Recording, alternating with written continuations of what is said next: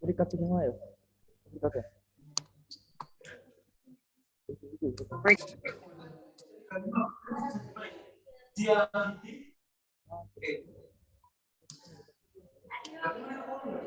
Saya rekaman.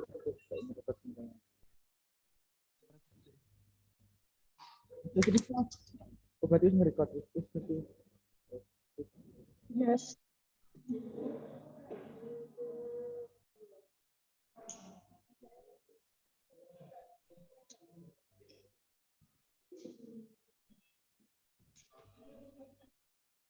Baik.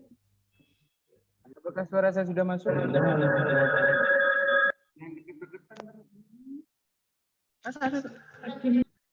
Suara dia aja. Suaranya di sana. Sudah masuk.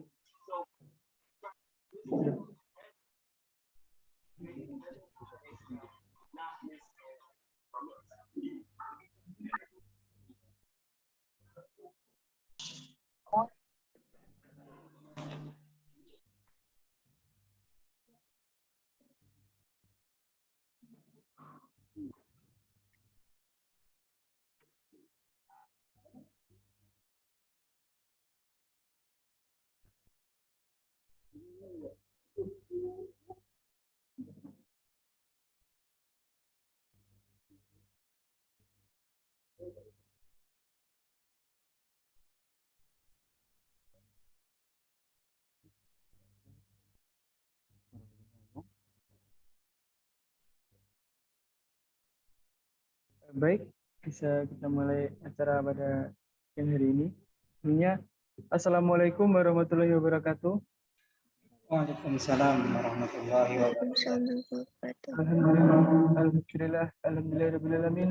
Rabbi nasta'in ala muhammadin. Wassalatu wassalamu ala asyrafil anbiya wal mursalin wa ala alihi washabihi ajmain amma ba'du. Pertama-tama marilah kita panjatkan puja dan puji syukur kehadirat Allah Subhanahu wa taala yang telah melimpahkan rahmat taufik serta hidayahnya sehingga kita dapat melaksanakan kajian pada siang hari ini dalam keadaan sehat walafiat tanpa rasa apapun.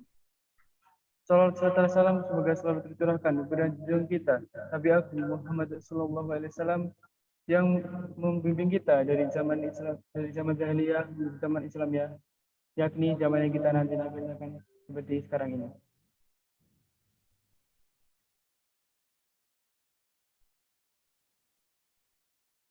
Baik, selamat siang semuanya. Di sini saya sebagai moderator yang nantinya akan membantu acara pada kajian siang hari ini. Sebelumnya, terima kasih kepada Bapak Suat Fikriawan SEMA yang sudah berkenan menjadi pemateri pada kajian kali ini dengan tema internalisasi peran mahasiswa berbangun syariah terhadap transformasi digital. Selanjutnya, saya akan membacakan kurikulum vitae dari pemateri.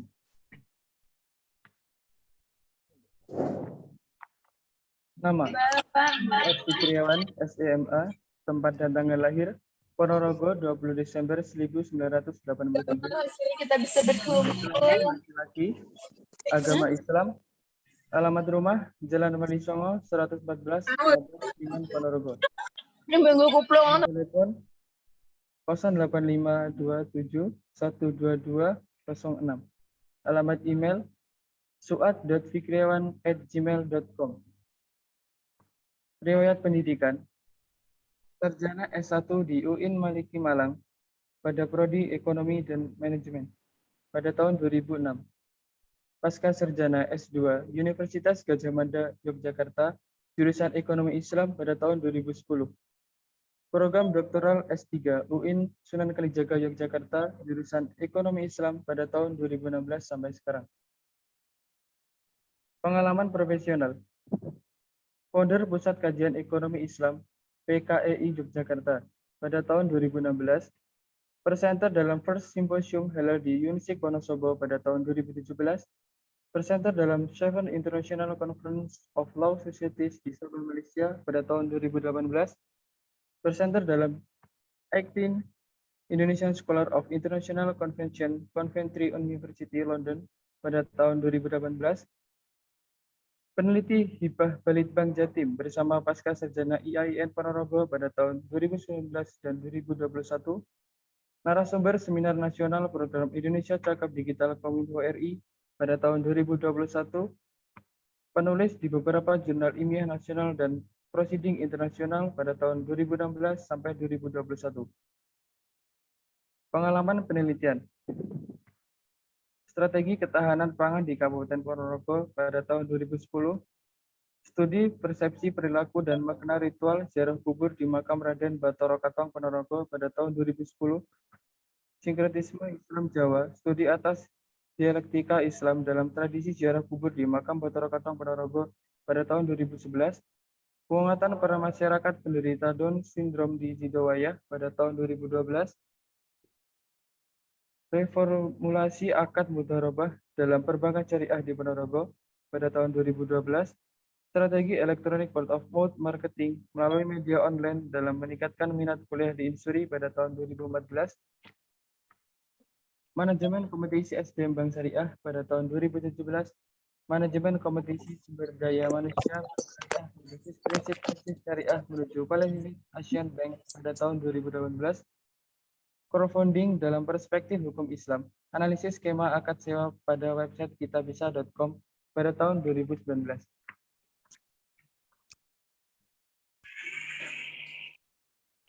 Selanjutnya adalah penyampaian materi daripada Bapak Suat Fikriawan. Silahkan nanti untuk para mahasiswa bisa menyimak dengan seksama terkait materi yang akan disampaikan, kurang paham atau bagaimana nanti sekiranya dapat kita diskusikan bersama. Kepada Bapak Suat Fikriawan, waktu dan tempat kami persilahkan. Baik, terima kasih atas waktu dan kesempatan yang diberikan oleh HMPS Perbankan Syariah ya, dan khususnya kepada saudara moderator yang telah memberikan waktu dan kesempatan bagi saya untuk sharing dan diskusi pada sore hari ini.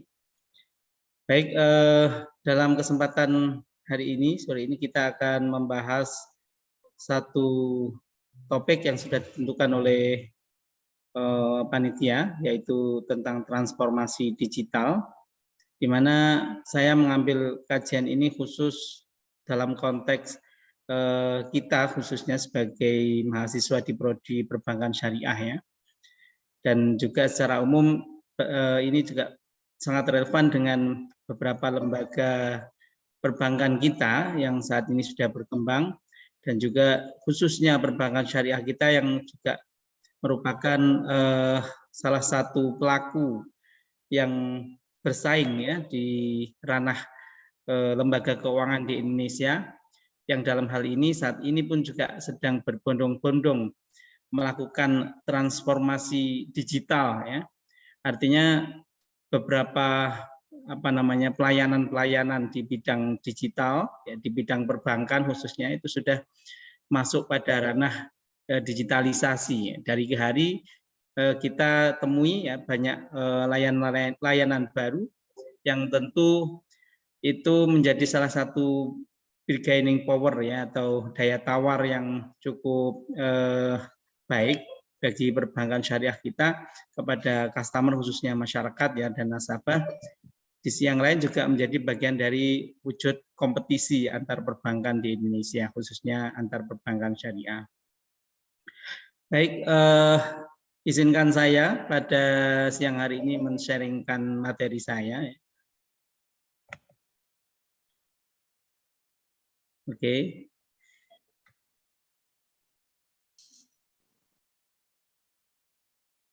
Baik, saya mengambil sebuah judul transformasi digital dalam dunia keuangan dan perbankan.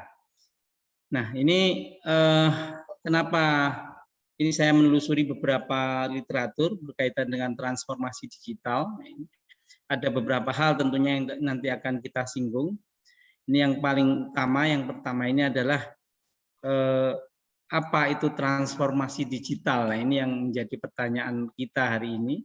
Ya, kenapa tentu panitia juga sudah sedikit banyak mengerti ya, dan ini kepada audiens khususnya para mahasiswa di Perbankan Syariah Yayan Ponorogo, tentu harus tahu juga apa sungguhnya transformasi digital itu, begitu ya. Nah, transformasi digital ini kalau dalam slide saya merupakan sebuah perubahan yang namanya transformasi ya. Transformasi itu ya pergeseran yang lintas zona ya, lintas zona itu lintas wilayah. Jadi trans begitu ya, formasi ya, sedangkan formasi ini berkaitan dengan hal-hal yang berkaitan dengan sistem informasi ya, atau digitalisasi itu sendiri hampir sama sebenarnya maknanya. Nah, jadi suatu perubahan ke masa depan yang didasari pada memanfaatkan teknologi informasi dan komunikasi ini ya secara signifikan. Nah, garis besar dari transformasi ini sesungguhnya untuk mendapatkan atau untuk memberikan nilai tambah ya, value added ya, value added itu nilai tambah, artinya nilai tambah tidak hanya pada konteks perbankan itu sendiri tapi juga bagi masyarakat ya, khususnya bagi perusahaan tapi pada umumnya bagi masyarakat ya, masyarakat luas khususnya nasabah di perbankan. Nah, itu jadi transformasi ya, transformasi digital jadi perubahan ke masa depan secara lebih baik menggunakan media teknologi informasi dan komunikasi untuk mendapatkan nilai tambah. Nah, ini ya. Jadi pengertiannya itu ini secara istilah ya. Kemudian pertanyaan berikutnya ini berkaitan dengan transformasi digital. Kenapa harus dilakukan ya? Kenapa saat ini kita harus berbondong-bondong ya? Khususnya kita mungkin kalau dalam konteks pembahasan kali ini adalah perbankan ya. Perbankan kita, perbankan syariah kita dituntut harus berbondong-bondong ya untuk melakukan transformasi. Nah, ini yang menjadi sesuatu yang perlu kita pertanyakan. Kenapa begitu? Nah, ini yang pertama, ya, alasannya adalah bahwa saat ini ya kita tahu bahwa teknologi kita sudah berkembang cukup pesat ya. Apakah di satu sisi ya kita sebagai pencipta teknologi itu, di sisi yang lain kita juga sebagai pengguna teknologi itu dalam berbagai hal ya. Secara umum dalam pergaulan sehari-hari media sosial sudah menjadi salah satu kebutuhan yang sangat penting ya, yang sangat urgent dalam berkomunikasi dan bergaul sehari-hari. Nah, tanpa adanya media sosial saja ya, kita sudah tidak bisa ibaratkan dunia ini kosong, tidak ada sesuatu yang baru barangkali, karena segala hal yang baru dapat kita temukan, dapat kita baca di media sosial ini salah satunya. Apalagi ini kalau konteksnya adalah perbankan ya, dengan tuntutan masyarakat yang sudah sebegitu canggih, masyarakat kita melek digital, masyarakat kita sudah sadar bahwa segala sesuatunya sudah dilakukan dengan cara-cara yang praktis. Misalkan dalam bertransaksi di bank tidak perlu lama ngantrinya, ya. Dalam transaksi di bank tidak perlu repot-repot harus bolak-balik, ya. Harus buka rekening saja lewat formulir yang ditulis begitu. Nah itu sudah mulai disadari oleh perbankan kita, dan saat ini sudah harus dituntut bagaimana persaingan di bidang digital ya, digitalisasi keuangan itu harus semakin memudahkan para konsumen atau para nasabah. Nah, ini tuntutan yang pertama. Maka kemudian bank perlu melakukan transformasi di salah satunya. Nah, ini dari sisi perbankan. Nah, kemudian di sisi yang lain ya, berbagai aplikasi, ya, aplikasi apakah itu milik bank atau milik mungkin perusahaan tertentu yang memang fokus di dalam bidang layanan keuangan begitu. Mereka bukan perbankan, atau mungkin mereka hanya kerjasama saja sifatnya dengan perbankan, tapi sesungguhnya perusahaan mereka bukan perusahaan perbankan. Nah, ini mampu menyediakan fitur-fitur ya perusahaan itu ya. Jadi ya seperti yang kita banyak sudah lihat ya, banyak kita nikmati juga ya hari ini. Ya, fitur-fitur itu sudah sangat banyak, memungkinkan layanan itu lebih cheaper, better, and faster ini. Jadi lebih murah, lebih baik, dan lebih cepat. Nah, ini prinsip dari transformasi digital. Nah, ini. Jadi dengan fitur-fitur itu semuanya menjadi mudah, menjadi murah, dan menjadi lebih baik. Nah, kemudian yang ketiga, produk-produk berbasis teknologi, ya, e-money, digital wallet, internet banking, cryptocurrency, ini sudah banyak ditawarkan. Di sisi yang lain juga kita, ya, sebagai generasi milenial, ya, kita menuntut agar semuanya dalam hal apapun, ya, dalam hal interaksi melalui media sosial tadi, bertransaksi menggunakan berbagai aplikasi, ini tuntutannya generasi milenial kita itu sudah harus menggunakan teknologi. Nah, itu yang terjadi, sehingga maka kemudian perlu, ya, khususnya perbankan melakukan transformasi digital. Ya, termasuk kita sebagai mahasiswa juga, ya. Ya, di satu sisi perbankan melakukan transformasi digital, kita posisinya sebagai mahasiswa, ya. Di satu sisi juga sebagai pengguna dari teknologi itu, di sisi yang lain juga sebagai pembelajar. Pembelajar itu artinya ya kita harus selalu aktif mempelajari, ya, semua perkembangan digital kita dalam khususnya bidang keuangan. Ya, kita harus melek, ya, melek digital itu ya tidak hanya sekedar cakap saja, menggunakan saja, tapi juga bagaimana kita secara lebih dalam mampu untuk mengenal, ya, mampu untuk kemudian mengetahui isi dari teknologi itu, ya. Beberapa mungkin media teknologi yang dipakai oleh perbankan perlu kita juga ketahui supaya kita bisa setidaknya nanti ke depan, ya, ya, kalaupun kita mampu, kita bisa menciptakan teknologi baru yang itu punya kontribusi penting bagi dunia keuangan kita. Ini menjadi sesuatu yang penting juga untuk kita perhatikan. Nah, itu, ya. Jadi transformasi digital di situ pentingnya. Kemudian, nah, apa resikonya jika bank, ini salah satunya, tidak melakukan transformasi? Ya, tentu ditinggal pelanggan, jelas, ya. Sudah tidak zamannya sekarang antri di bank lama, ya. Kalau mungkin orang tua kita, ya, paman kita, mungkin Pak Puh dan sebagainya, itu masih telaten datang ke bank, isi formulir, ngantri 1 jam, 2 jam, itu masih biasa. Ya, di sana ngobrol mungkin dengan orang yang dikenal dan sebagainya. Tapi kalau kita sudah mungkin karena kebiasaan, ya, kita diskusi, kita bergaul itu dengan media sosial, sehingga kalau ketemu orang itu mungkin kurang begitu kurang begitu bisa responsif begitu, karena bawaan dari kebiasaan itu, ya, sehingga apalagi di bank yang lama-lama, bosan juga mungkin barangkali kalau kita orangnya mungkin cepat bosan, ya ditinggalkan saja, sudah nggak perlu ngantri, nggak mau ke bank itu, mungkin milih bank yang lain yang lebih punya pelayanan bagus, ya, menurut kita, ya, pelayanan yang lebih cepat begitu. Nah, itu resikonya, resiko bagi bank yang tidak mampu untuk bertransformasi secara digital. Kemudian kehilangan kesempatan pendapatan tambahan karena banyak fitur-fitur yang baru, banyak layanan jasa yang baru yang bisa ditawarkan lewat media digital, ya. Tapi kemudian kalau bank tidak mampu untuk menciptakan fitur itu, ya akan kehilangan kesempatan untuk mendapatkan pendapatan tambahan. Kemudian yang ketiga akan dilindas, ini namanya dilindas, ya, dilindas perusahaan-perusahaan disruptif. Perusahaan disruptif yang saya katakan tadi, mereka bukan bank, mereka perusahaan besar, ya, bahkan seperti sekelas Google juga. Tapi kemudian mereka mampu untuk menciptakan layanan keuangan yang lebih praktis, ya, bahkan lebih praktis daripada bank yang sudah bahkan memiliki payung hukum yang jelas. Nah, itu. Tapi mereka mungkin bisa dinikmati oleh masyarakat, ya, karena ya layanannya mudah, murah, dan cepat begitu, sehingga nah itu bank yang tidak siap akan dilindas. Nah, ini 3 hal ini, ya, setidaknya yang resiko yang bisa dihadapi oleh perbankan kita, khususnya perbankan syariah, ketika tidak melakukan transformasi digital.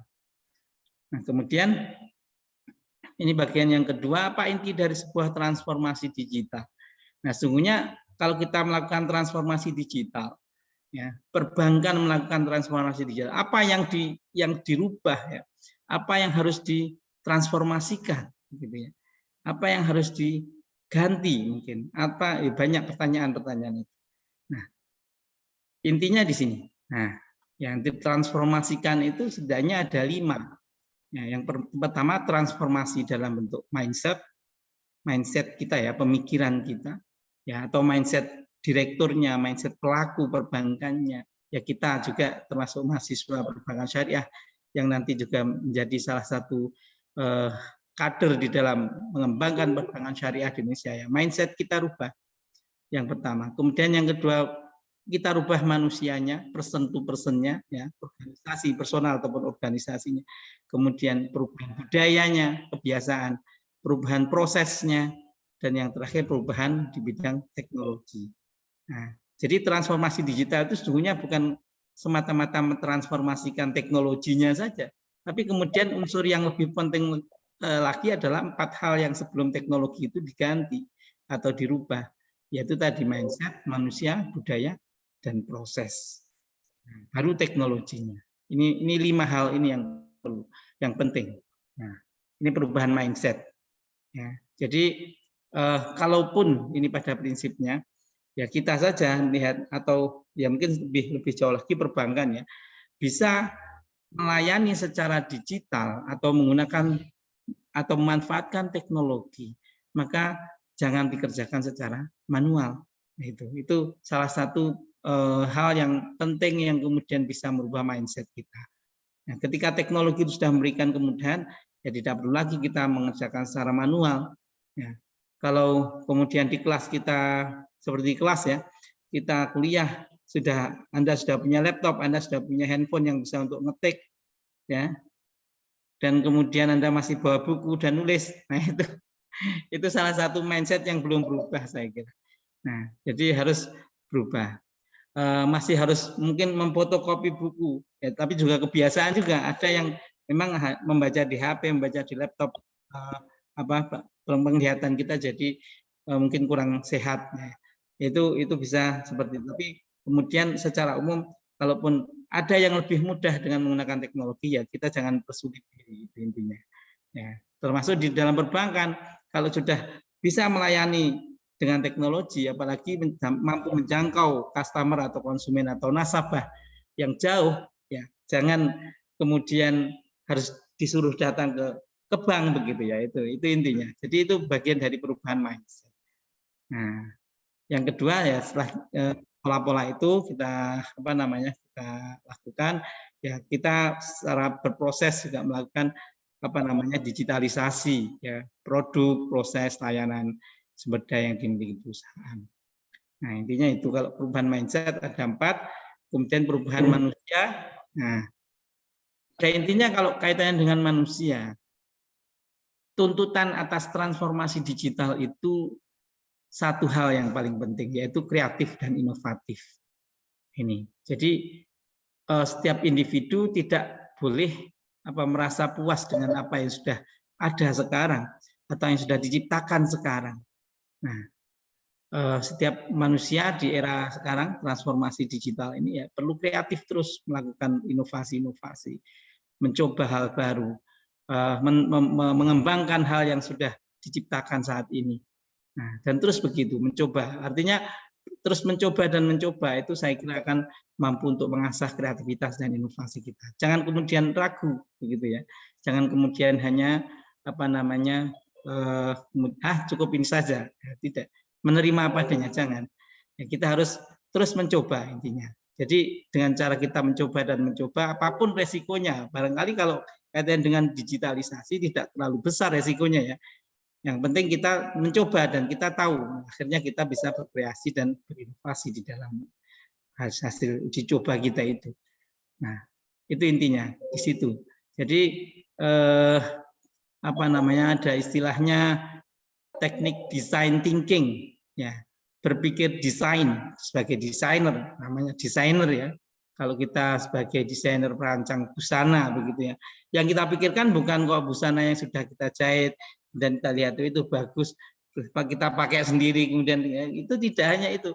Tapi kalau orang berpikir sebagai desainer, dia akan terus menciptakan apa kira-kira yang tren baru lagi, apa kira-kira yang layak untuk ditampilkan lagi, apa yang kira-kira layak untuk dipamerkan mungkin. Nah, apa yang belum ada dan apa yang harus kira-kira diwujudkan karena itu belum ada. Nah, itu design thinking namanya. Jadi berpikir design thinking. Ini perubahan pada diri manusianya. Kemudian selanjutnya perubahan di bidang budaya ini, budaya. Jadi khususnya dalam berorganisasi. Jadi tidak ada sekarang itu ya ini di semua hal saya kira, di kuliah kita, di organisasi, di dalam perbankan, ya perbankan tidak ada istilahnya kerja sendiri-sendiri, begitu ya, kerja bersaing. Ya, kemudian satu ingin mencapai A, yang satunya lagi ingin mencapai A, kemudian si A dan si B ini sama-sama bersaing, begitu ya. Jangan, tidak ada. Ya, silo-silo itu harus dihilangkan, istilahnya ya. Kita kubu-kubuan, kita apa geng-gengan, mungkin kita grup-grupan, itu sudah tidak ada. Yang ada sekarang itu bekerja secara tim, ya, secara tim, secara apa namanya soliditas antara person to person itu saling dijalin dan harus saling dikuatkan, begitu ya. Nah, supaya dan bahkan kerjasamanya tidak hanya dalam satu lingkup organisasi, tapi di berbagai organisasi yang ada di luar itu juga harus kita jalin, harus kita rangkul. Nah, dalam konteks perbankan kita, ya perbankan syariah kita seperti mungkin BSI sekarang sudah merangkul 3 bank. Nah, barangkali ke depan bisa jadi ya tidak mungkin secara regulasi pemerintahan kita oke yang menentukan BSI itu terwujud, tapi kemudian secara informal BSI itu harus menggandeng berbagai lembaga keuangan yang lain, ya, apakah sektor perbankan atau non perbankan juga, nah, untuk meningkatkan kualitas layanan khususnya. Nah, itu sudah seperti itu. Jadi jangan kemudian bank kita BSI apa namanya bersaing dalam satu produk mungkin dengan bank konvensional, salah satu bank konvensional yang saat ini unggul di Indonesia. Dan semuanya tidak ada komunikasi, ya pokoknya intinya harus bersaing. Tidak bisa, kita harus saling merangkul. Meskipun kompetitor harus dirangkul, begitu ya, supaya bisa saling mengisi, bisa saling memberikan motivasi, memberikan masukan positif terhadap organisasi, dan juga bahkan cara-cara untuk mencapai target-target itu akan bisa di-sharingkan. Ya, saling memberikan satu apa namanya upaya untuk mencapai target itu. Nah, ini perubahan budaya. Jadi intinya harus ada kolaborasi ya di situ, kolaborasi kerjasama itu dalam transformasi digital ini intinya di situ. Kemudian, nah perubahan proses. Nah, jadi prosesnya. Jadi apa dalam transformasi digital itu seperti kalau di dalam perbankan ya fokuslah pada customer itu. Kira-kira customer saya puas nggak? Ya, jangan hanya mementingkan kerja sendiri. Yang penting saya kerja, saya punya target, sudah saya capai sudah. Jangan seperti itu. Tapi semuanya berpusat pada pelanggan, customer. Nah itu.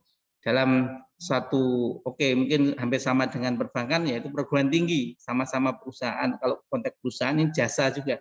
Kalau perguruan tinggi fokuslah pada mahasiswa, bagaimana mahasiswa itu bisa benar-benar merasa puas ya dengan pelayanan kampus gitu ya. Nah, sekarang trennya seperti itu. Ini perubahan proses. Yang lain kaitannya dengan ini. Jadi ukur kecepatan proses bisnis secara end to end. Jadi fokuslah pada apa namanya kalau kerja melayani satu pelayanan begitu kalau di bank mungkin buka tabungan dari awal sampai akhir itu butuh berapa lama, butuh biayanya berapa, nah kira-kira kecepatannya berapa, nah itu diukur ya, semakin cepat semakin bagus. Bahkan kalau dilakukan secara mandiri oleh sekarang kan trennya begitu, buka rekening sudah bisa dilakukan secara mandiri tanpa harus datang ke bank. Nah itu juga menjadi salah satu bagian dari transformasi proses. Nah, ini. Kemudian jangan segan-segan melakukan benchmarking. Benchmarking ini ya kaitannya dengan apa namanya rule ya, jadi dalam kaitannya dengan proses ya. Ini proses ini target kita. Jadi dari apa-apa yang kita lakukan, kita targetkan apa? Ya, kita harus melakukan apa, mentargetkan apa, sampai nanti tujuannya gimana. Nah, ini. Yang ini acuannya adalah best practice. Jadi praktek yang terbaik lah. Jadi di antara pengalaman sesama tim itu yang kemudian dijadikan contoh ya. Ini perubahan proses. Kemudian perubahan teknologi, yang ini baru yang kelima.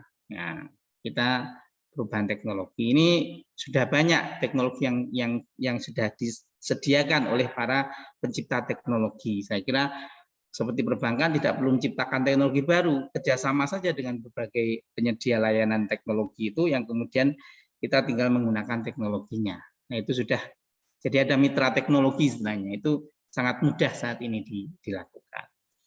Oke, selanjutnya, nah apa saja ini tahapannya kalau dalam satu organisasi tadi intinya ya, jadi transformasi digital itu intinya pada hal apa saja, tadi ada 5. Kemudian tahapannya ini yang ketiga, ya, tahapannya ini apa? Nah, ada 6 tahapan transformasi digital.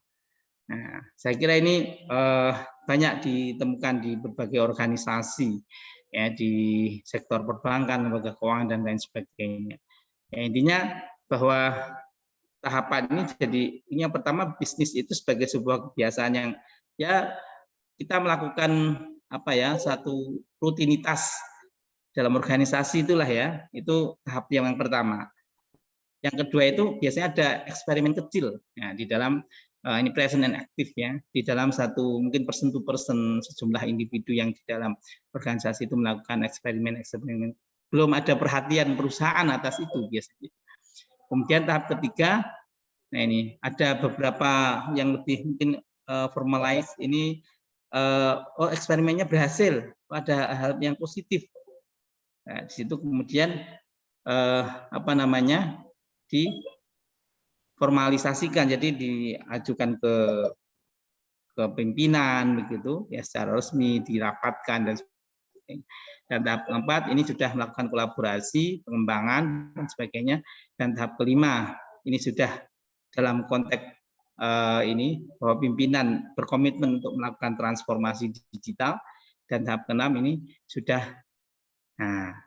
pelayanan yang dilakukan sudah berbasis pada digital. Ini jadi ada 6 tahapan. Nah, saya percepat ya, ini yang bagian keempat ya, ini bagian yang harus dilakukan oleh perusahaan itu apa saja untuk mencapai keberhasilan di dalam transformasi digital. Yang pertama komitmen, ya, komitmen dari pimpinan perusahaan kalau konteksnya perbankan. Ya, kalau satu organisasi ya, atau satu mungkin kampus dan sebagainya, ini komitmen dari pimpinan bagaimana kemudian benar-benar menetapkan bahwa suatu organisasi harus melakukan transformasi digital. Yang kedua dukungan dari seluruh pemangku kepentingan, ya tentunya semua divisi, semua bawahannya harus mendukung. Nah itu ya, atau bahkan pihak luar, nasabah, ya pihak-pihak yang berkepentingan dengan perusahaan itu harus selalu mendukung. Kemudian punya roadmap, ya. Jadi semacam rencana strategis, rencana operasional dan sebagainya itu jelas terukur. Kalau transformasi digital dilakukan, apa saja yang harus dilakukan, target-targetnya apa saja. Nah, itu semuanya sudah harus diukur. Tidak kemudian harus begini, tapi tidak jelas ukurannya. Kemudian sumber daya manusia yang kompeten. Nah, tentu, nah ini harus melatih, ya, melatih person to person di dalam organisasi itu. Harus dilatih, jangan dibiarkan. Atau melakukan otodidak, tidak bisa. Ini harus dilakukan pelatihan-pelatihan yang intensif. Nah, ketersediaan sumber daya yang dibutuhkan. Tentunya fasilitas, ya, teknologi, sarana prasarana, finansial dan sebagainya. Dan yang keenam adanya insentif keberhasilan yang menarik.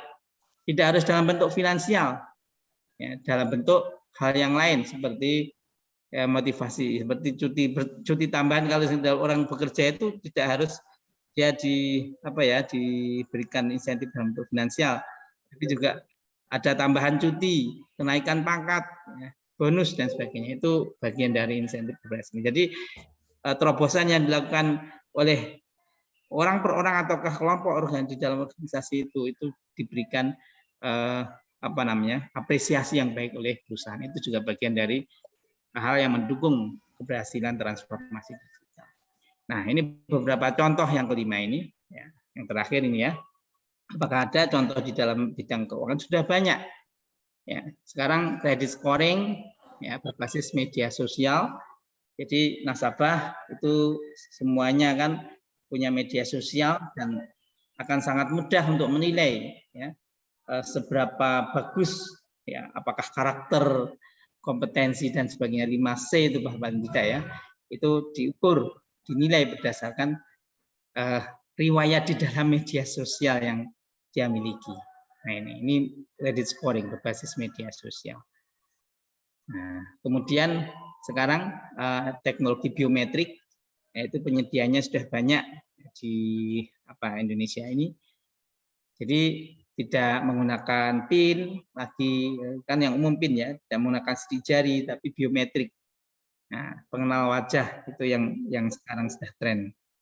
Kemudian pembayaran dengan jam tangan digital itu sudah tren, mungkin di Indonesia sudah ada ya 1-2 ya. Nah, ini. Jadi EDC-nya sudah terkoneksi dengan jam tangan ya. Jam tangannya mungkin ada QRIS-nya itu ya. Ada semacam QR code-nya yang kemudian langsung terkoneksi dengan akunnya. Kemudian virtual reality untuk pelanggan premium, ya, ini pelanggan yang mungkin layanan khusus ya. Jadi perbankan bisa melayani dengan cara virtual. Nah, ini virtual reality seperti gaming gitu ya, seperti game. Tapi ini sudah benar-benar bisa melayani. Jadi sektor perbankan ini yang mengadakan layanan ini. Jadi seolah-olah sudah datang ke bank, sudah dilayani macam-macam apa yang dibutuhkan, tapi sesungguhnya dia di rumah mungkin atau di kantor saja. Nah, robot sebagai teller dan customer service. Nih, jadi kalau kita biasanya di bank juga ngantri, ya di satu perbankan, ya bisa menciptakan robot yang bisa melayani. Jadi robot pintar namanya, berkeliaran untuk mempercepat layanan pada pelanggan. Nah, saya kira itu. Ini yang terakhir sistem pakar ya, pemilihan portofolio investasi. Nah, jadi ya sudah banyak perbankan yang melayani investasi dengan memberikan informasi yang cepat dan akurat dibandingkan dengan investor sendiri yang memilih portofolio apa yang harus diambil untuk sebagai sarana investasi. Nah, saya kira itu beberapa hal yang bisa saya sampaikan berkaitan dengan transformasi digital dalam bidang keuangan dan perbankan kita. Mungkin sekian ya dari saya. Atas perhatiannya saya sampaikan terima kasih. Silahkan saya kembalikan kepada moderator. Baik, terima kasih Bapak Suat. Dan sekarang adalah sesi tanya jawab. Bagi mahasiswa yang ingin bertanya, dipersilakan. Kami beri tiga orang penanya terlebih dahulu ya. Silakan yang ingin bertanya. Baik, izin bertanya. Iya, baik. Silakan sebutkan nama dan jurusannya serta semester.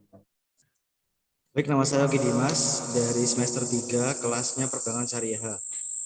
Di sini akan mencoba bertanya ya, terkait apakah ada faktor yang mungkin mempersulit akan transformasi digital yang sekarang dilakukan. Seperti itu. Dan juga dengan adanya robot pintar atau yang tadi dikatakan apa itu bisa menggantikan posisi teller. Nah, itu apakah memberikan efek juga terhadap mungkin juga lapangan kerja yang seharusnya itu diisi oleh manusia seperti itu. Terima kasih. Baik, terima kasih kepada Mas Dimas ya. Ya. Dimas. Dari Perbankan Syariah semester 3. Ya, kelas A. Mungkin bisa kita sambung dahulu atau bisa langsung dijawab, Pak.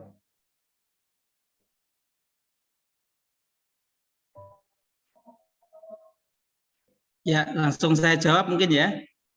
Nanti terus bergantian begitu, ada pertanyaan saya jawab supaya lebih mudah ya untuk dipahami. Ini dari Oki Dimas ya, masih digital. Nah, saya kira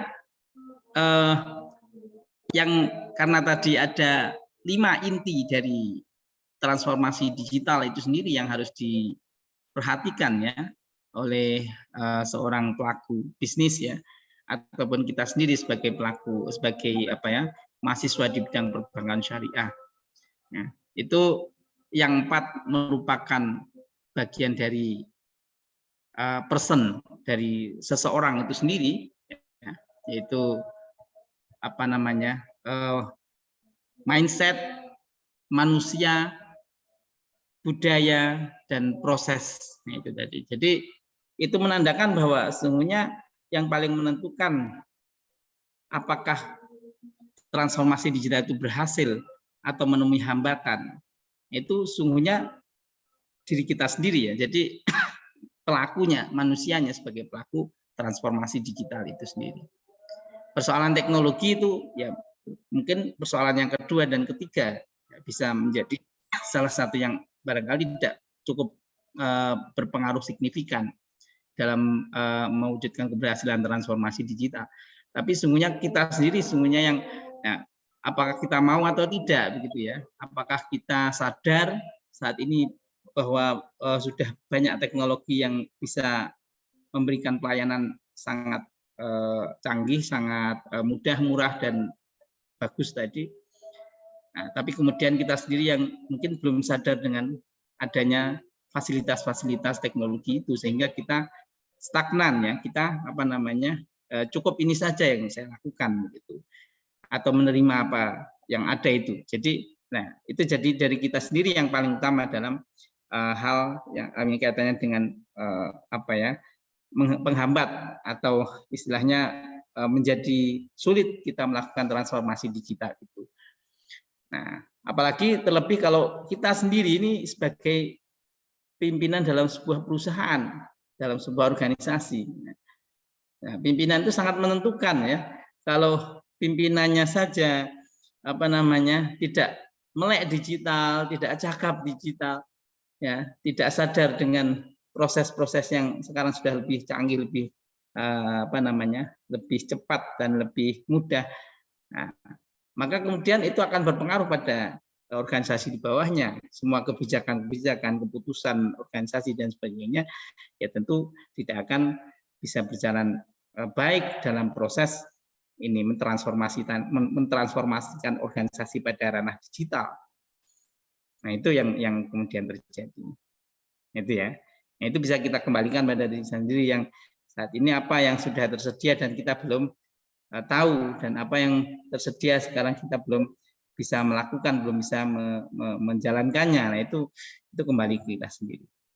Nah, jadi mindset tadi yang paling penting mindset memang diri kita sendiri. Nah, di sisi yang lain saya kira untuk juga bagaimana supaya transformasi digital itu tidak kemudian sulit ya, kita harus beradaptasi. Kita mencari lingkungan baru, kita bisa mencari mungkin bahasanya kenalan baru ya. Kenalan baru itu dalam konteks kita mengenal lingkungan baru, kita mengenal organisasi baru, kita mengenal teman baru ya. Mungkin antar organisasi ada kerjasama tapi itu relatif baru. Orang ekonomi ya, atau orang perbankan kan nggak salah juga kerjasama dengan organisasi HMC mungkin di bidang teknik ya, teknik informatika mungkin ya, di bidang multimedia mungkin ya, di bidang mungkin mahasiswa yang saat ini mengembangkan mungkin teknologi informasi ya di TI ya, saya kira yang relevan dengan pengembangan teknologi digital ini. Nah, banyaklah mengenal anak-anak yang belajar di bidang teknologi, yang mereka kemudian banyak pengetahuan tentang itu, Anda bisa belajar secara otodidak barangkali begitu.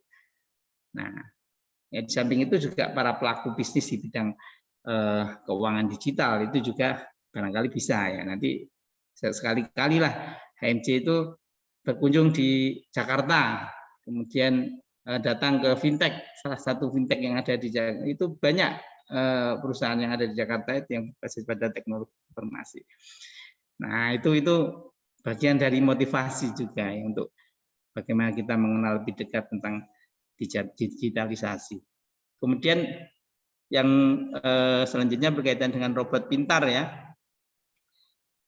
Apakah dapat menggantikan teller ya, sehingga lawan yang jadi sulit. Ya. Jadi saya kira transformasi digital itu menjadi bagian dari tren baru di era revolusi industri ya, yang keempat ini. Nah, Anda tentu sudah banyak membaca, banyak mendengar, melihat juga apa saja kira-kira yang ke depan nanti, mungkin Anda 5-10 tahun ke depan, bagi Anda nanti pekerjaan-pekerjaan yang dulu menjadi kebiasaan kemudian hilang, digantikan oleh pekerjaan-pekerjaan yang polanya benar-benar baru, begitu. Bahkan itu pekerjaan baru sama sekali. Nah, artinya sebenarnya tidak ada yang digusur pekerjaannya, tidak ada yang kemudian Anda sama pengen jadi teller, kemudian wah ini sekarang sulit, semua sudah digantikan robot dan menyalahkan robotnya, tidak ya. Ya tentu harus yang harus kita sadari ya shifting business atau kalau sekarang transformasi. Ya, ini menjadi salah satu yang sudah benar-benar ada dan ini wajar terjadi. Dan kita harus menerima itu, sehingga apa yang kita lakukan adalah bagaimana mencari peluang. Ya, seumpama kita ingin bekerja di bank, apa yang menjadi peluang pada sektor perbankan saat ini? Yang sekiranya nanti mungkin 5-10 tahun teller sudah tidak ada lagi dalam wujudnya yang nyata, mungkin seperti yang sekarang kita lihat sehari-hari itu, yang ke depan mungkin sudah digantikan dengan semua aplikasi begitu. Nah, apa yang harus kita lakukan di situ? Nah itu artinya peluang dibalik ini tantangan ya, karena kan bagian dari lingkungan di luar kita, tantangan yang kita hadapi. Tapi kemudian dibalik semua itu apa peluang yang dapat kita ciptakan, apa yang dapat kita ambil begitu. Nah, itu harus seperti itu, tidak kemudian diam ya. Diam itu ya, waduh saya nggak bisa jadi teller ya sudahlah gitu, biar digantikan robot sudah, itu berarti kan diam, tidak mampu untuk melihat peluang dibalik perkembangan yang terjadi. Nah itu ya. Jadi memang sudah eranya begitu Mas ya, eranya begitu. Jadi yang kita harus tahu bagaimana kita mengadaptasikan diri kita untuk mendapatkan peluang baru itu, atau bahkan mencari peluang baru dan menciptakannya bahkan. Nah untuk bisa lebih mampu untuk mengikuti arus transformasi yang sudah ada saat ini di bidang keuangan dan perbankan syariah utama. Nah, saya kira itu yang dapat saya jawab ya dari Mas Oki Dimas. Baik, terima kasih Bapak Surat. Gimana Saudara Dimas, sudah bisa diterima? Sudah. Oke, selanjutnya kepada Mas yang ingin bertanya dipersilahkan. Silakan Raisen. Ya, saya mau bertanya. Sebelumnya, perkenalkan, nama saya Putri Gita Cahyani dari kelas PSC semester 3. Yang saya tanyakan berbicara mengenai transformasi digital itu kan perbankan syariah, platform-platformnya mulai menurun, kayak e-banking, ATM, itu mulai kalah dengan kayak fitur-fitur kayak OVO atau Dana. Nah, kita sebagai agen of change atau agen perubahan, apa yang bisa kita lakukan untuk meningkatkan perbankan syariah itu sendiri? Cukup, terima kasih. Baik. Ya. Sebenarnya di satu sisi justru e-banking yang diinisiasi oleh perbankannya, dunia perbankan itu merupakan pelopor dalam bidang digital. Ya, di dalam transformasi digital dalam bidang keuangan khususnya di Indonesia. Nah, ini pelopor. Tapi kemudian memang di satu sisi perbankan kita dihadapkan dengan berbagai regulasi, aturan yang cukup ketat ya, dan bahkan berlapis-lapis aturan itu, ya, sehingga perkembangannya tidak selincah startup ya, perusahaan-perusahaan baru yang bahkan regulasinya pun tidak ada, belum ada di Indonesia. atau regulator pun bingung untuk menciptakan regulasi seperti apa. Nah itu, jadi ada dua sisi yang berbeda saya kira antara perbankan syariah dengan startup yang bergerak di bidang layanan keuangan.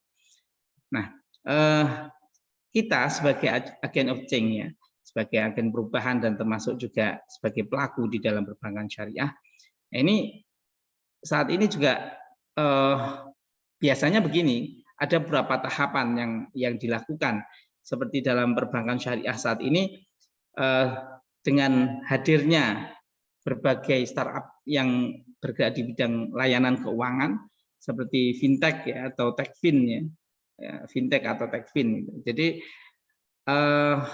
bank kemudian pertama melakukan adopsi. Jadi bank tidak tinggal diam, tidak cukup kemudian fitur yang ada dalam e-bankingnya itu sudah itu saja, tidak ya. Ya tentu kita kembali kepada beberapa pendapat. Ini salah satunya seorang penulis dalam buku The Power of Mobile Banking gitu ya, Sankar Krishnan itu mengatakan bahwa perbankan yang baik dalam bidang pelayanan itu perbankan yang memiliki fitur-fitur teknologi yang beragam, canggih dan juga memudahkan nasabahnya. Nah, ada berbagai layanan intinya di dalam fitur-fitur yang ada itu. Nah, bank sekarang sudah mengembangkan itu, ya bank syariah kita mengembangkan berbagai fitur layanan yang baru yang sebelumnya tidak ada, ya seperti layanan membuka membuka rekening lewat aplikasi mobile banking. Nah itu kan sudah ada, sekarang sudah bisa kita lakukan. Kita bisa punya rekening baru dari aplikasi kita sendiri, ya tanpa harus kita datang ke bank.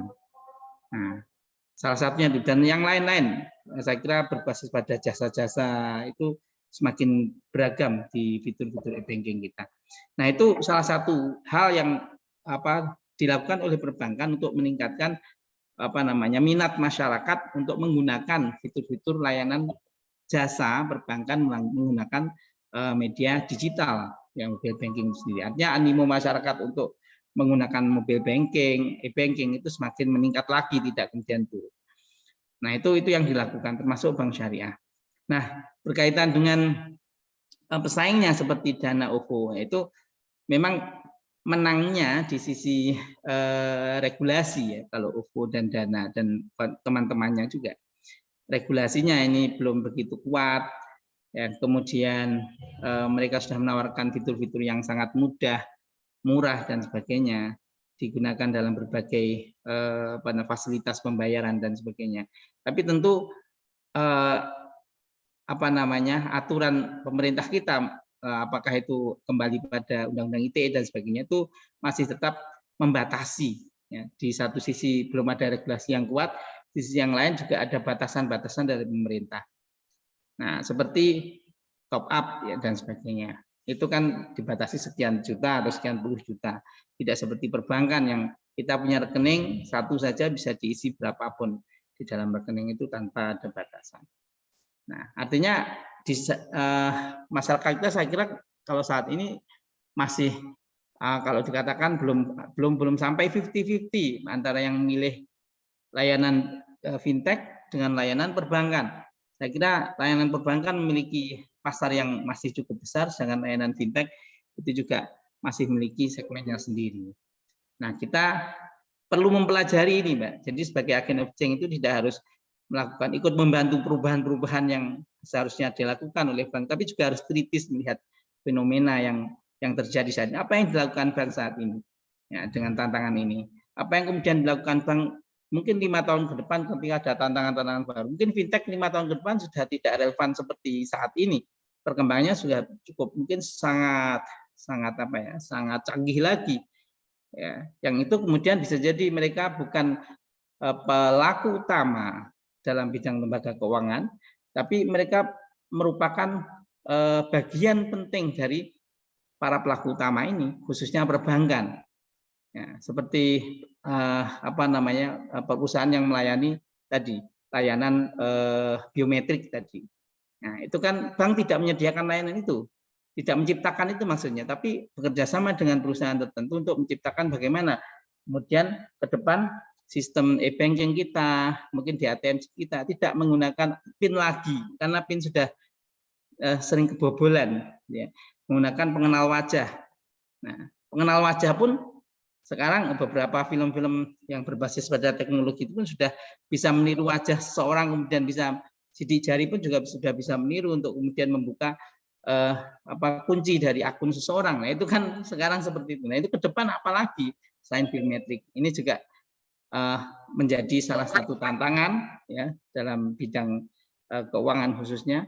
Di sisi yang lain juga bidang teknologi, dan ini tentu sudah banyak orang yang akan menciptakan hal itu, hal-hal baru yang nanti akan kita temui di masa yang akan datang. Saya kira itu, Mbak, ya.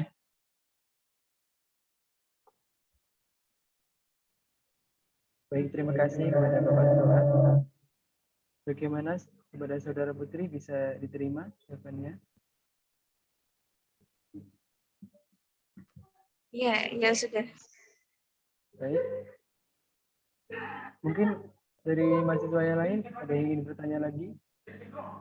Dipersilakan satu orang bertanya lagi ya. Silakan.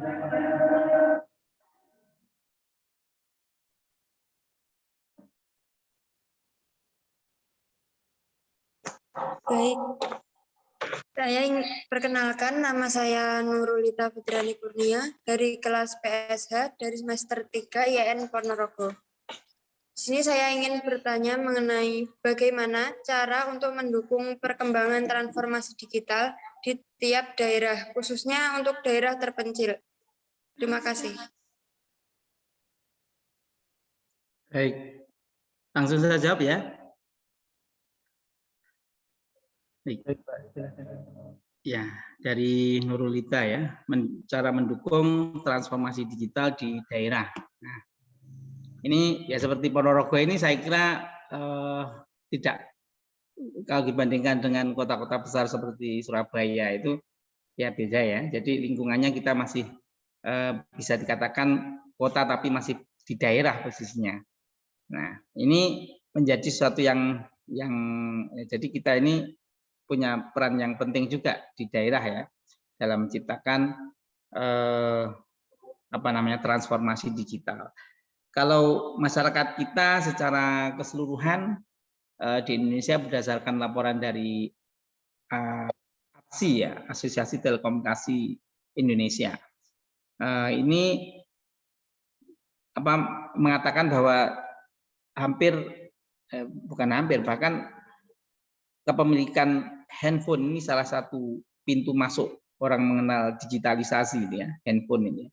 Itu yang sudah memiliki handphone itu orang di Indonesia itu sudah melebihi, kalau jumlah jumlah penduduk kita 261 juta jiwa ya, jumlah ini per 2021 ya, jumlah pengguna handphone di Indonesia yang terkoneksi dengan internet itu 282 juta. Artinya sebagian mungkin 20-30% dari masyarakat kita bahkan memiliki lebih dari satu handphone. Nah, itu salah satu survei yang cukup cukup signifikan dan penting dalam membaca. Sebenarnya kalau masyarakat Indonesia dikatakan melek digital, itu seberapa jauh sih begitu. Kalau di daerah-daerah juga sama, seberapa jauh lah. Saya kira kalau melek digital ya sudah kenal dengan beberapa teknologi, khususnya mungkin media sosial, atau sederhananya mereka menggunakan media transfer lah, apa SMS banking, apakah pakai mobile banking dalam transaksi. Itu saya kira sudah sebagian besar masyarakat kita tahu. Nah, tapi yang paling penting sebenarnya yang perlu kita tekankan lagi supaya masyarakat kita benar-benar melek, semelek-meleknya dalam bidang digital, nah, itu adalah kesadaran masyarakat. Nah, yang perlu kita bangunkan di situ. Jadi kesadaran masyarakat, ayo bahwa sebenarnya era digital saat ini kita sudah banyak disediakan berbagai fasilitas, fitur. Jangan melulu hanya medsosan saja begitu mungkin ya dalam sehari-harian. Jangan melulu hanya mungkin sekarang ke bank transfer saja sudah ya, tidak melulu seperti itu, tapi juga bahkan banyak bidang-bidang yang lain di luar aktivitas transaksi, di luar aktivitas mungkin bermedia sosial, yang itu sesungguhnya punya kelebihan-kelebihan di dalam kalau kita mengadopsi teknologi itu. Nah, ada banyak fasilitas, ada kalau di dalam satu seperti yang mungkin iklan ya, salah satunya kita mengenal, kalau di ini iklan dari dari luar negeri juga sih, monday.com itu ya, salah satunya yang sering kita lihat di YouTube beberapa waktu terakhir, monday.com. Monday.com itu kan perusahaannya saya kira di California, Amerika. Itu menawarkan sebuah namanya manajemen personalia ya. Manajemen personalia itu kalau seorang dalam satu organisasi, apalagi di situ kita meng-hire atau mengumpulkan atau mengkoordinir banyak orang dengan semua banyak sekarang. Saya kira kalau seperti di Ponorogo ini kan mungkin Anda mengenal PKH ya, di dinas sosial itu ada petugas kontrak di lapangan yang mereka pekerjaannya adalah melakukan pendataan, sosialisasi kebijakan, bahkan memberikan bantuan kepada masyarakat terkategori mereka miskin ya, dan perlu dibantu oleh negara. Nah, ini banyak jumlahnya. Kalau kita sebagai satu orang yang ada di tingkat kabupaten kemudian meng-hire banyak orang di masing-masing kecamatan, itu kalau hanya secara manual atau koordinasi menggunakan WA, koordinasi menggunakan mungkin Zoom dan sebagainya, itu sangat sulit ya untuk diukur bagaimana kinerjanya. Nah, salah satu yang ditawarkan oleh satu perusahaan ini merupakan terobosan baru adalah monday.com. Monday.com ini tidak hanya mengatur masing-masing divisi kerjanya apa, tapi perkembangan progres dari kerja-kerja itu seperti apa. Nah, dan bahkan strategi yang harus dilakukan ketika ada beberapa pekerjaan yang perlu dikoordinasikan secara lebih intensif. Dan ini cukup sulit pekerjaannya, makan waktu yang cukup lama dan targetnya bahkan harus sama. Nah, itu menggunakan aplikasi monday.com itu sangat mudah. Ya, sangat mudah. Nah, bahkan itu menjadi satu bagian yang bisa kita jadikan sebagai perencanaan di dalam mengkoordinir personalia kita. Nah, itu. Nah, artinya tidak akan sangat. Jadi kalau sebelumnya mungkin menggunakan berbagai sarana, apakah menggunakan media sosial untuk koordinasi, apakah menggunakan catatan-catatan manual dalam buku untuk mencatat beberapa hal yang penting, kemudian itu harus dilakukan. Nah, salah satu fitur yang sekarang bisa dijadikan sebagai sarana melayani itu adalah monday.com. Nah, artinya di situ, gitu ya. Ada juga teman-teman saya yang ada di, kalau nggak salah Sulawesi ya kemarin, Sulawesi itu mereka bagus punya satu organisasi kelompok kecil begitu, pemuda-pemuda. Mereka menciptakan namanya Digides. Digides itu digital desa. Ya, ini bagian dari wujud transformasi digital di tingkat desa, khususnya layanan desa kepada masyarakat. Saat ini kita lihat layanan di desa, ya manual semua, datang, cari, minta surat, ya, kemudian mungkin untuk keperluan di kecamatan atau kabupaten, rekomendasi atau apa bentuknya surat-surat itu, kita harus datang saja. Bahkan sebagian mungkin tidak direspon secara baik. Nah, itu yang terjadi. Dengan adanya itu proposal kemarin ditawarkan ke saya juga, bagian dari proposal itu. Ada videonya juga, Digides namanya. Digital desa itu bagus sekali. Di situ ternyata menawarkan sebuah aplikasi yang komprehensif, aplikasinya cukup komprehensif. Bahkan saya hitung kemarin ada 120 layanan desa. Tidak hanya surat menyurat ya, 120 layanan desa itu terkumpul dalam satu aplikasi itu. Dan ini tuntutannya di desa itu perlu pengadaan ini satu komputer yang touchscreen ya, terintegrasi. Itu komputernya yang menyediakan dia juga. Jadi desainnya khusus. Kita pengen ini terkoneksi dengan HP juga, aplikasinya juga. Kita pengen minta surat permohonan untuk mungkin KTP begitu ya, untuk pengajuan KTP baru. Itu kita aplikasinya di situ saja, kita install yang aplikasi itu dan kita terkoneksi menggunakan NIK NIK kita. Sudah kita ingin mengisi apa, ada berbagai macam fitur surat, kita surat permohonan ya. Sudah kita isi data kita sedikit ya. Sudah klik oke, tinggal kita datang ke desa, nggak ada stafnya, kita bisa dapat surat. Nah, nggak ada stafnya, di depan itu ada monitor yang disediakan, tinggal tik-tik gitu aja, cetak surat keluar dari bawah. Nah, kita dapat suratnya itu. Dan tanda tangannya sudah tanda tangan digital. Ya, tanda tangan digital, bukan tanda tangan langsung datang ke desanya minta stempel dan tanda tangannya, tidak. Tapi sudah sah di situ tanda tangan digital yang ada. Itu yang terjadi. Itu di Sulawesi sudah ada beberapa desa yang menggunakan itu. Memang agak mahal di awal, tapi bagian dari kegiatan atau kelompok pemuda tadi mampu untuk memberikan perubahan, utamanya kesadaran ya, perangkat desa untuk bisa menggunakan sarana atau media digital untuk memudahkan layanan pada masyarakat. Itu salah satunya ya contoh. Mungkin itu yang bisa saya sampaikan untuk pertanyaan tadi Mbak Nurulita ya. Baik, terima kasih. Bagaimana kepada saudari Dina, apakah sudah bisa diterima? Insya Allah sudah. Terima kasih atas penjelasannya. Baik, terima kasih. Untuk sesi tanya jawab kita sampai di sini. Selanjutnya adalah penyampaian kesimpulan. Jadi, transformasi digital adalah suatu proses perubahan ke masa depan atau irreversible change yang didasari pada pemanfaatan teknologi sesuai dan komunikasi secara signifikan untuk memberikan nilai tambah bagi perusahaan atau korporasi. Mengapa perlu melakukan transformasi? Teknologi berkembang secara pesat, merubah cara manusia beraktivitas, berkomunikasi, dan bertransaksi. Jadi beragam aplikasi menyediakan fitur-fitur yang memungkinkan terjadinya layanan yang cepat, lebih baik, dan lebih murah. Cheaper, better, faster. Apakah hal utama yang harus ditransformasikan? Yang pertama yaitu perubahan mindset, perubahan manusia, perubahan budaya, perubahan proses, serta perubahan teknologi. Dan apa yang dilakukan di perubahan mindset? Yang telah dilakukan oleh teknologi, jangan lagi dikerjakan secara manual. Intinya lakukan digitalisasi terhadap produk, proses layanan, atau sumber daya yang dimiliki perusahaan semaksimal mungkin. Dalam perubahan manusia, setiap individu dalam perusahaan harus kreatif dan inovatif.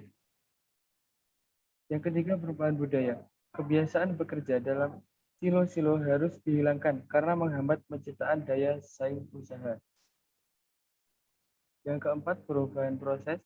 Rancanglah proses bisnis sesuai dengan kebutuhan customer atau pelanggan perusahaan.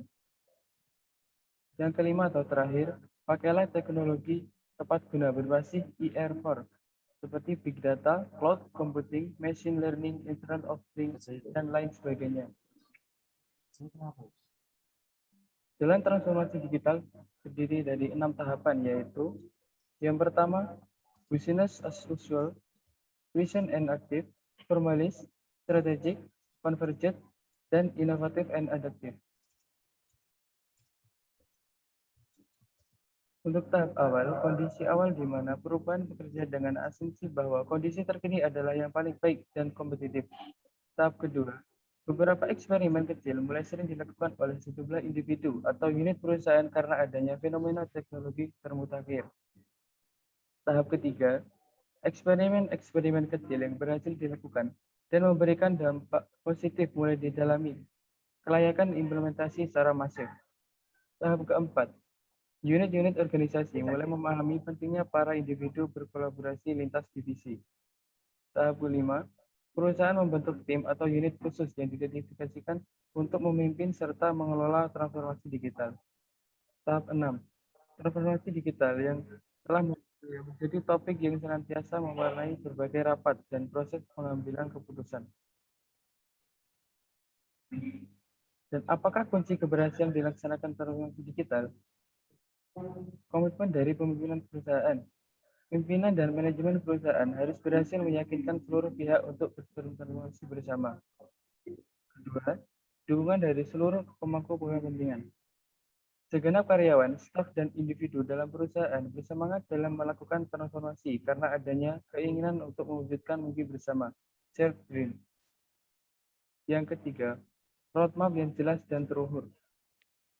Perusahaan perlu menggambarkan roadmap perjalanan transformasi yang jelas dan mudah dibaca serta dipahami. Sumber daya manusia yang kompeten. Segenap individu perusahaan harus dibekali dengan pengetahuan, wawasan, dan keterampilan yang cukup untuk menjalankan transformasi. Ketersediaan sumber daya yang dibutuhkan. Perusahaan yang perlu menyediakan berbagai sumber daya yang dibutuhkan untuk melakukan transformasi. Adanya insentif keberhasilan yang menarik. Motivasi untuk membuat individu bergerak dan senang melakukannya dapat diperoleh melalui pemberian insentif yang tepat. Untuk yang terakhir, yaitu apakah contoh fenomena transformasi di dunia perbankan? Yang pertama, kredit scrolling berbasis media sosial. Yang kedua, pengisian formulir berbasis teknologi pengenal wajah. Yang ketiga, pembayaran dengan jam digital. Yang keempat, virtual reality untuk pelanggan premium. Yang kelima, robot sebagai teller dan customer service. Dan yang terakhir, sistem pakar pemilihan portofolio investasi. Mungkin cukup sekian penjelasan dari saya. Dan untuk yang sekarang adalah sesi foto. Silakan kepada para partisipan untuk on cam.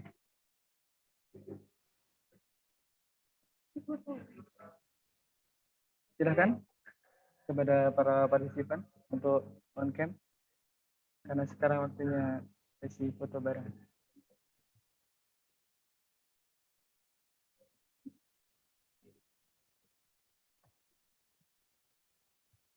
Silakan untuk on cam semua.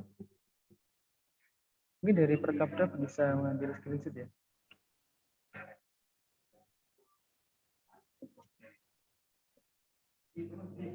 Baik, silakan on cam.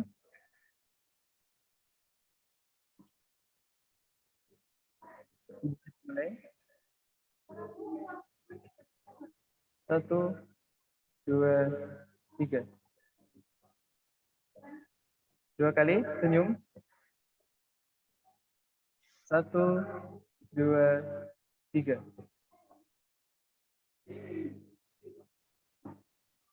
Baik, terima kasih.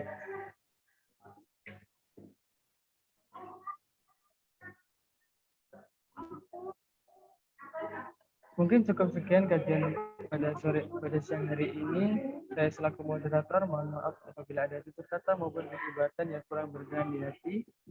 Sekian dari saya. Wassalamualaikum warahmatullahi wabarakatuh. Waalaikumsalam warahmatullahi wabarakatuh. warahmatullahi wabarakatuh. Ya, terima kasih ya semuanya. Baik, Khususnya moderator dan HMC Perbankan Syariah atas Terima kasih juga, Pak. kesempatan hari ini. Ya, semoga kita terus berproses belajar ya, dan semoga tetap bermanfaat bagi sesama, bagi masyarakat. Ya. Sekian dari saya, kurang lebihnya mohon maaf. Akhiran wallahu muwaffiq ila thoriq. Assalamualaikum warahmatullahi wabarakatuh. Waalaikumsalam warahmatullahi baik kepada partisipan berharap jangan keluar dulu karena link absensi dan sertifikat ada di kolom chat.